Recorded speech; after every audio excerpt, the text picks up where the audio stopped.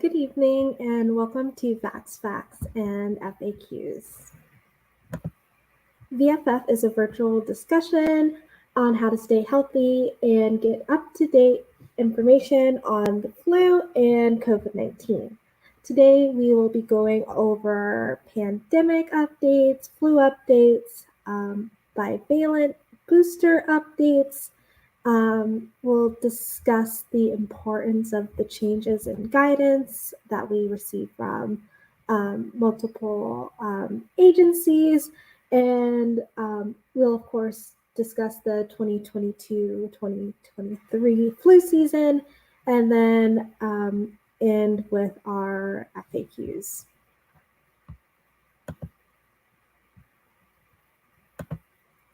So, beginning with the pandemic updates, a small percentage of the US has high COVID-19 community levels, which are indicated in this orange color that we see right in here, and over here, and over here.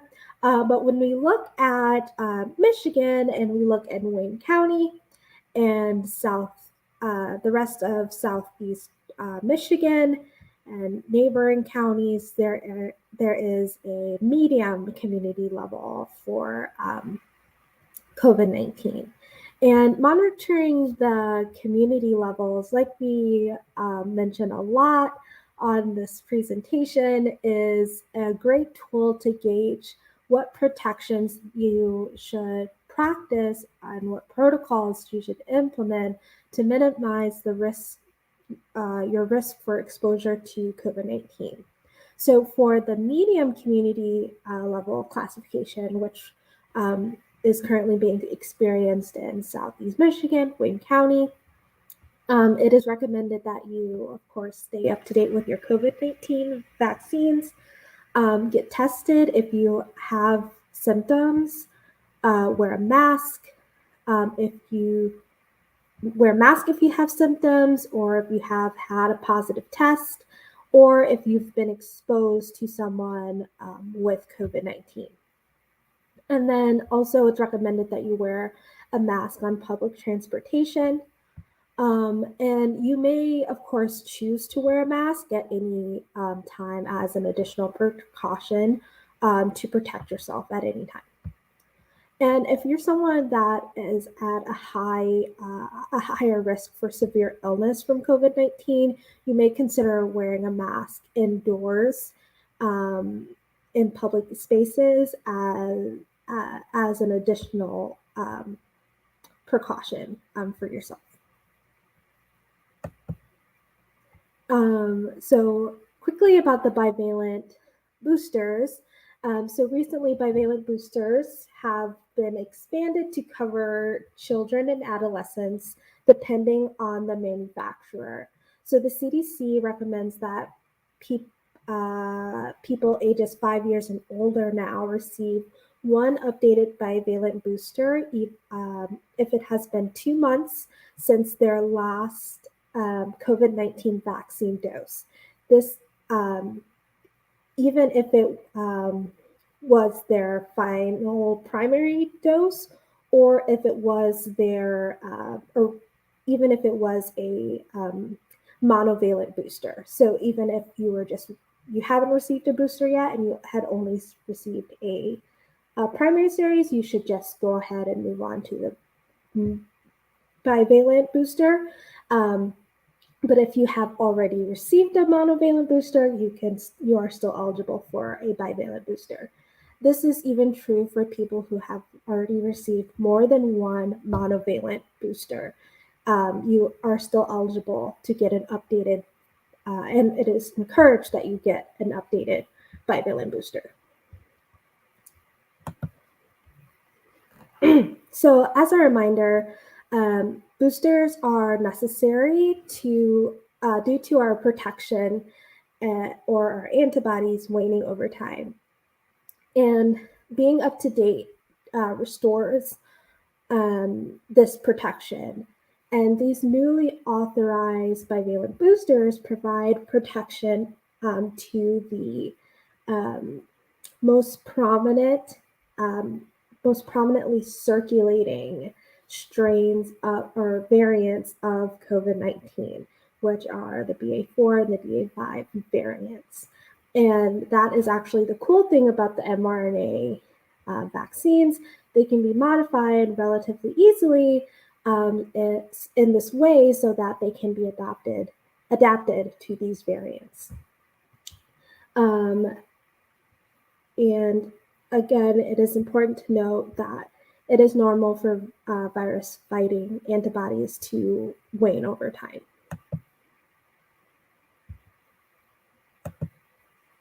And here we've highlighted a link to a tool that the CDC has to help you determine if you are up to date.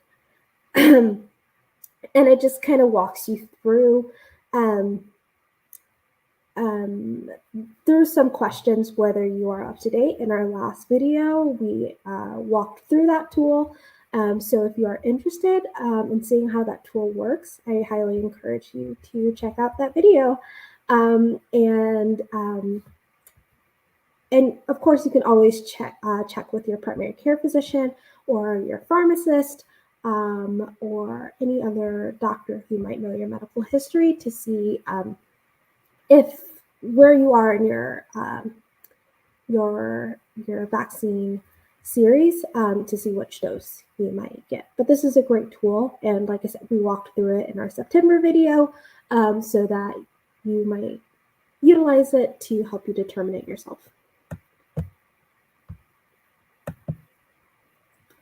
And so changes in guidance throughout the pandemic, like with the changes in guidance that came with the update to the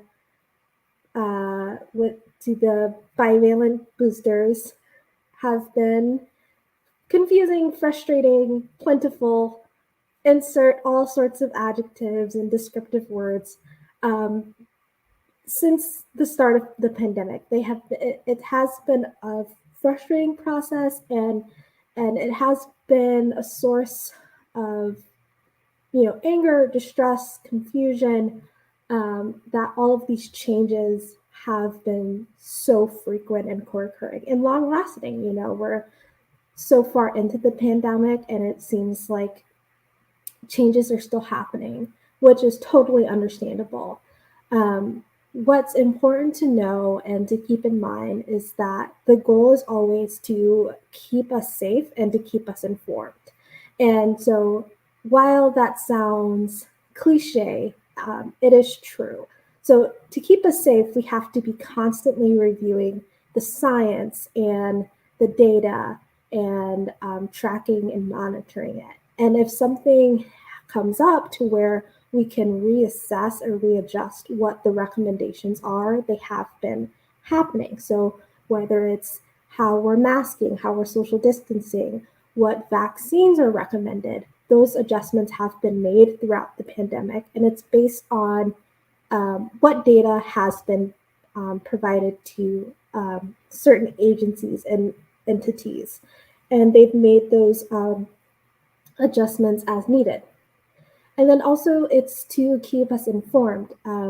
Along the way, there has been constant communication from these agencies so that we know, and agencies like the organizations like the Kidney Foundation can spread this information to our communities through outreach. Local health departments can spread this information out so that all communities can have access to this information. And then lastly, we want to keep in mind that it's still so very new. Information on something like the flu, we are so good at it because we've been grappling with it for so long and we know it so well. Whereas COVID, we just are still getting to know it.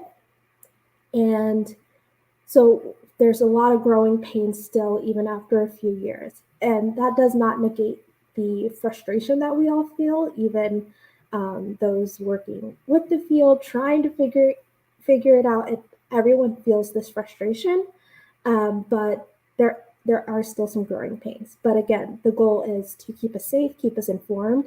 And so, like we say with monitoring the community levels, if there is a time where we can ease up, we can. But in order to do that, we have to keep monitoring and making those adjustments along the way. And we all have to be willing to kind of go with the ebb and flow.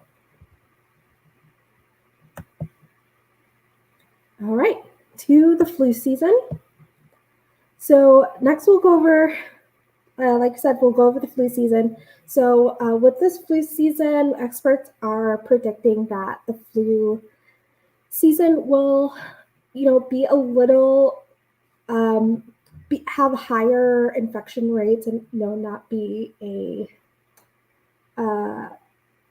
low infection rate flu season like we have seen in the past. A couple of flu seasons, in the past couple of flu seasons, we have been in the pandemic, and a lot of factors kind of play into the reasons why we have seen a very small impact flu season, such as masking, social distancing, stay-at-home orders. That was in our very near past, and so the flu had a very small impact these last couple of years.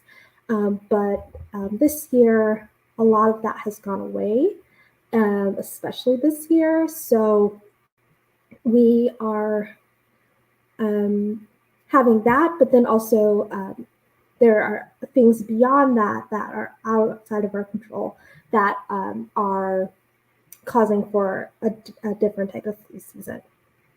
Important to note is that the flu season is recommended for those 6 months and older. And it also is important to note that vaccination, like we always say, is our best option for protection against the flu virus.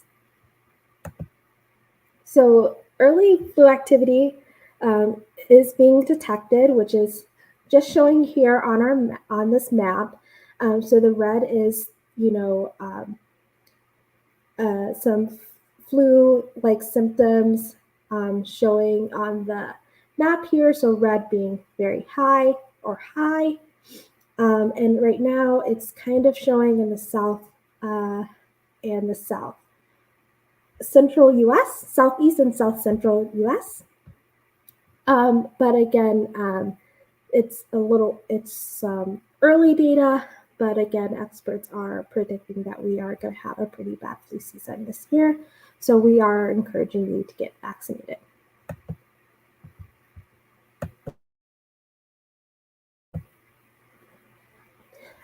So flu season typically comes around September and October.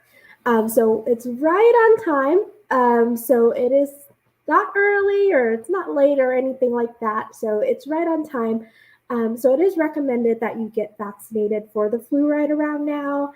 However, we are at the end of October, so we do want to let you know that it's not now or never, and flu shots are available after October. So being late should not deter you from getting the vaccine.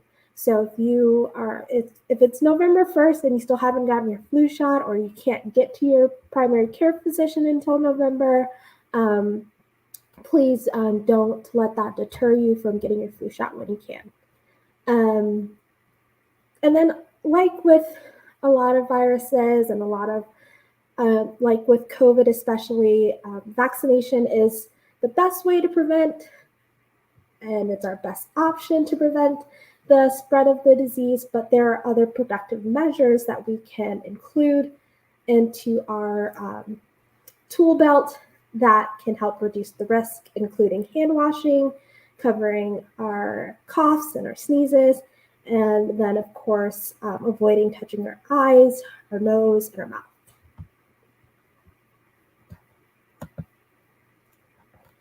And also, we want to just touch on, 6 reasons to get your flu shot this year.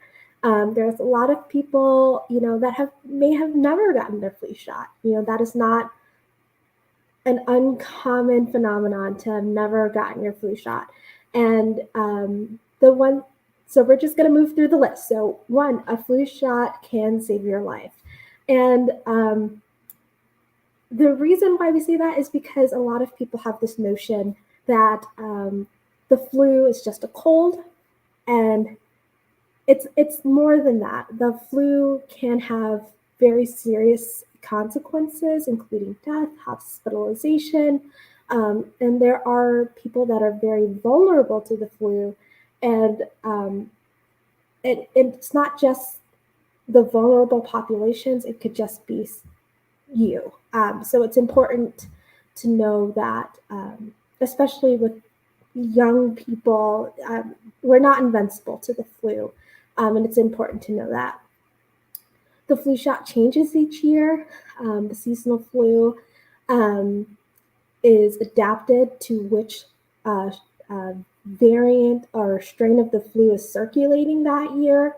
So if you miss a year, which occurred for a lot of people because of the pandemic, we weren't getting our checkups and things like that because we were in lockdown, and we just had so much going on. We might not be as protected because we missed a year. That old shot does not protect us, or may not protect us from this year's flu. Flu shot helps with herd immunity, so protecting our community and not just us. Most people are eligible, so like we were saying earlier, 6 months and older with very few exceptions. But of course, check with your doctor before you get the shot. Have a talk with your doctor. If you have concerns, it never hurts to have that conversation. The next one is the sooner you get the shot, the better. That's probably not, that is just to say,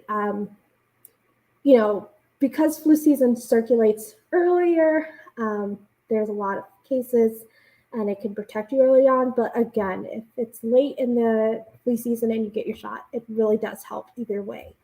And you won't get the flu from the flu shot. That is just a source of misinformation, and it's something that people fear.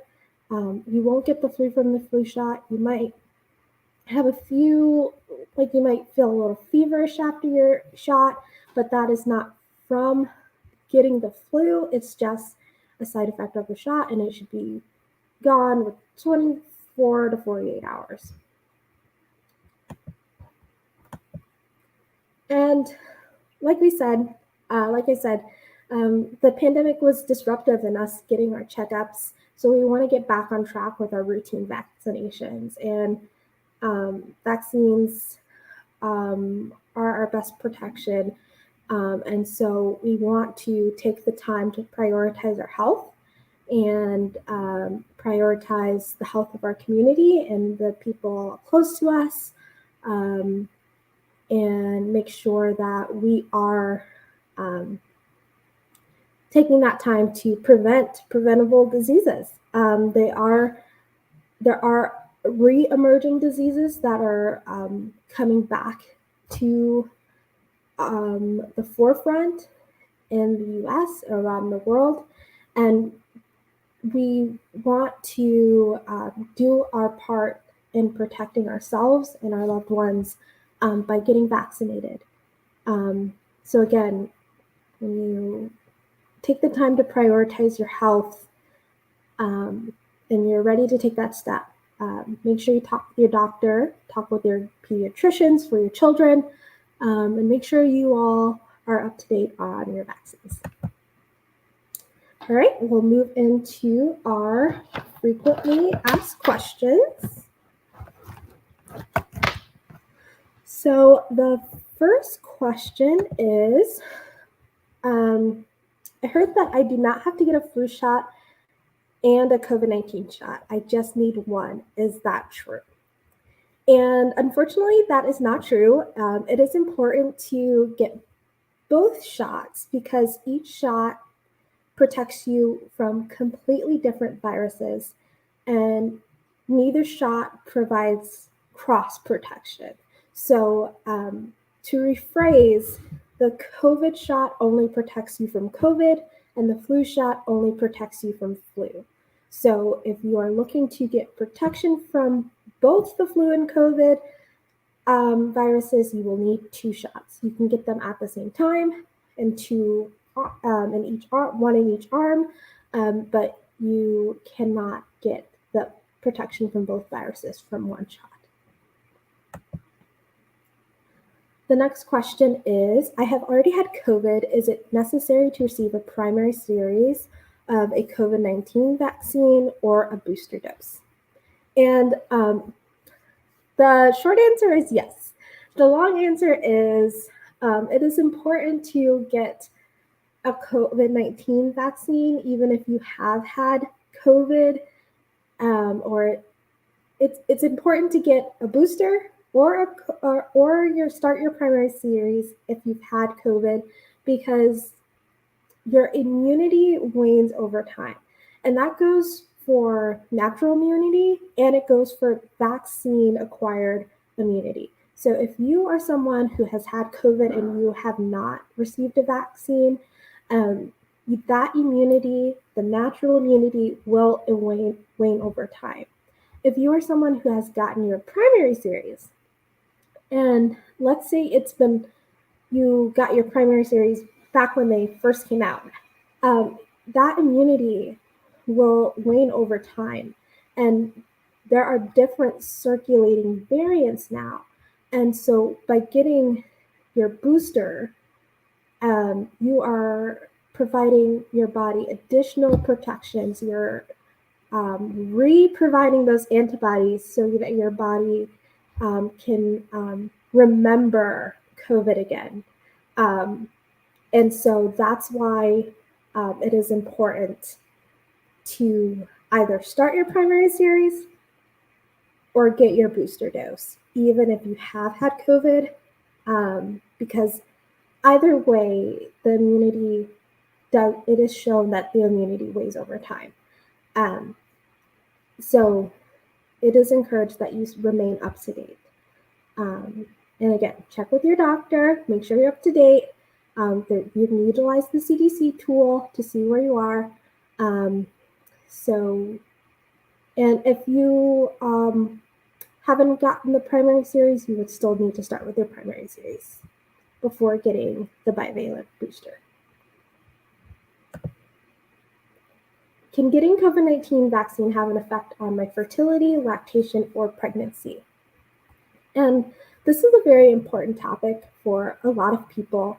And it's a topic that can make a lot of people very fearful of getting the vaccine. But many studies have shown that COVID-19 vaccines are safe and effective for people who would like to have children and they carry no long-term side effects on their female reproductive system. So there's no side effects on lactation, fertility, or pregnancy when it comes to the COVID-19 vaccine. And again, if you are expecting or you're hoping to become pregnant, or you are hoping to breastfeed, and you have these concerns, it's really important that you speak with your doctor. I know that I say that a lot, but they're the best person to talk to because they're going to give you the answer that you're looking for versus you having to sift through the information on the internet, which can be very difficult at this time on this topic. Do I need to be concerned about myocarditis as a side effect of COVID-19 or of the COVID-19 vaccine? And so the severity of the cases of myocarditis and pericarditis, which is heart disease, can vary. So the severity varies. Is it a side effect of the vaccine? that it has occurred? Yes. Most cases that have occurred has responded well to treatment and rest, and they saw very quick improvement to their symptoms with that treatment and rest and recovery. And the CDC is continuing to assess the long-term outcomes of myocarditis after mRNA vaccinations. It's also important to note that myocarditis is also a side effect of COVID-19, the virus, and catching the virus. And you're more likely to get myocarditis from the virus versus the vaccine. And vaccination is still encouraged. And the CDC is still monitoring myocarditis as a side effect of both the virus and the vaccine. So I think it's something to be aware of, but it's still, it's not something that the CDC is saying that you should not get the vaccine because of it. And with that, I want to say thank you for joining us this evening to watch our installation of Vax Facts and FAQs. And we will see you next month for another video. Thank you.